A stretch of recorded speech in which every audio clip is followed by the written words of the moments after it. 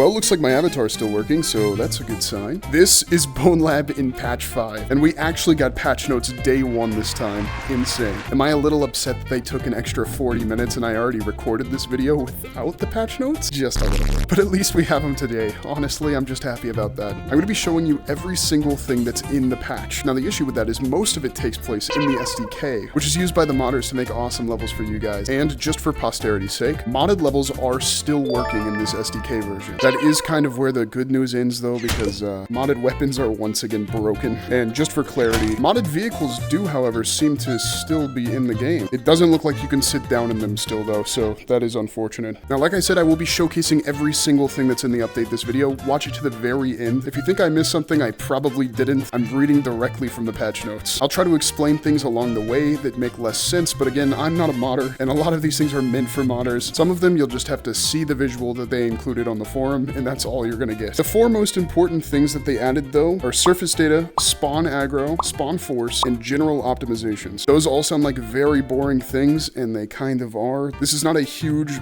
mind-blowing patch, but it's gonna make mods way better, and it's going to make your experience way better. And what do I mean by that? Let's go to the hub. Basically, you're gonna get faster loading times into levels, along with lighting and textures getting completely reworked. In previous iterations of this game, textures would keep running, they were way too big, geometry would go out of the world, and overall it was a pretty unoptimized mess. But that entire system has been reworked, and the game is so much better because of it. We'll get into more of that later on, but let's talk about zone aggro first. Previously, in modded levels, when you'd fire one of your weapons, the enemies in the area wouldn't always be alerted to your presence, making it a pretty unimmersive experience. With the addition of zone aggro, modders can now set up their NPCs to be alerted or not alerted depending on the situation. Another modder-specific thing is the surface data cards. These are testable objects that allow modders to set desired impact properties. That sounds really complicated. You're looking at it on screen right now. It's basically just the different materials impact differently. Another really cool thing in the SDK is spawn force. Let's say you're walking by a vent and you want a bunch of stuff to get blown out towards the player. Modders can now add angular momentum to objects as a player enters a certain area. This can even be applied to NPCs, which just seems so cool. They've also added grid walls, grid materials, and glow materials to the modder's asset pack, which doesn't seem like a big deal either. Like these optimizations in the game, modded levels will be just that much more optimized with these changes. We've even further improved the player rig, fixing some wrist issues that were happening previously, and it's made melee combat feel even better.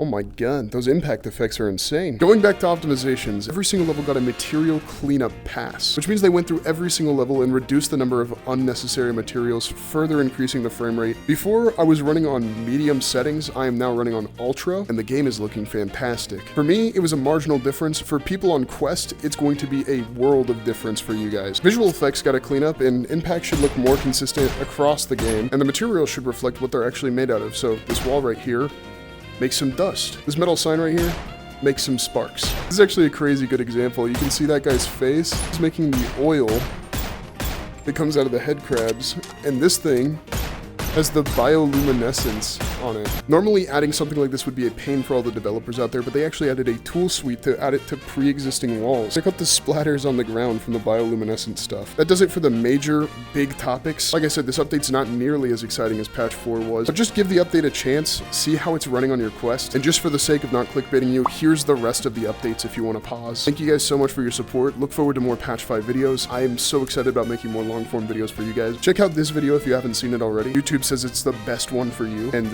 time to go commit some more war crimes.